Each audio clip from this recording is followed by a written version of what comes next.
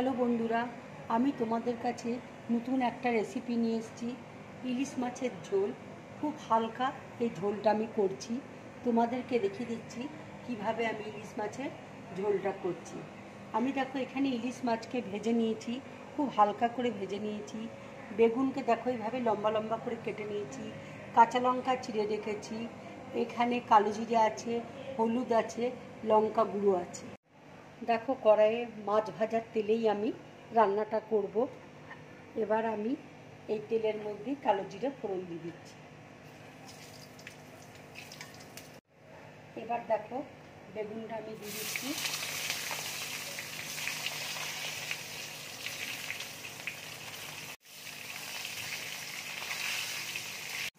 এবার দেখো আন্দাজ মতো নুন দিয়ে দিচ্ছি।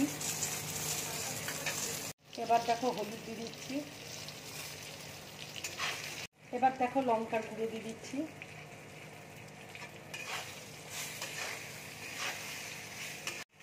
অল্প করে দেখো জল দিচ্ছি।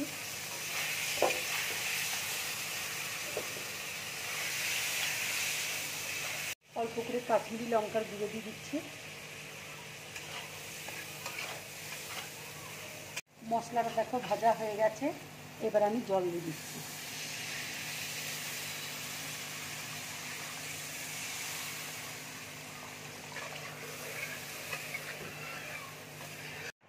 ঝোলটা দেখো হয়ে এসছে।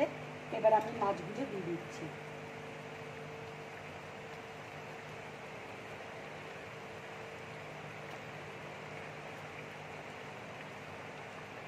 এবার দেখো চেরা কাঁচা লঙ্কাগুলো আমি দিয়ে দিচ্ছি। রান্নাটা হয়ে গেছে। এবার আমি গ্যাসটা অফ করে দিচ্ছি।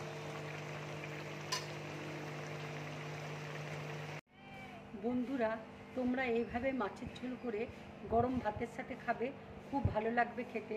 যদি আমার এই রেসিপিটা তোমাদের ভালো লাগে তাহলে লাইক করবে, শেয়ার করবে আর ড্রিম ব্লগ চ্যানেলটাকে সাবস্ক্রাইব করবে। নমস্কার।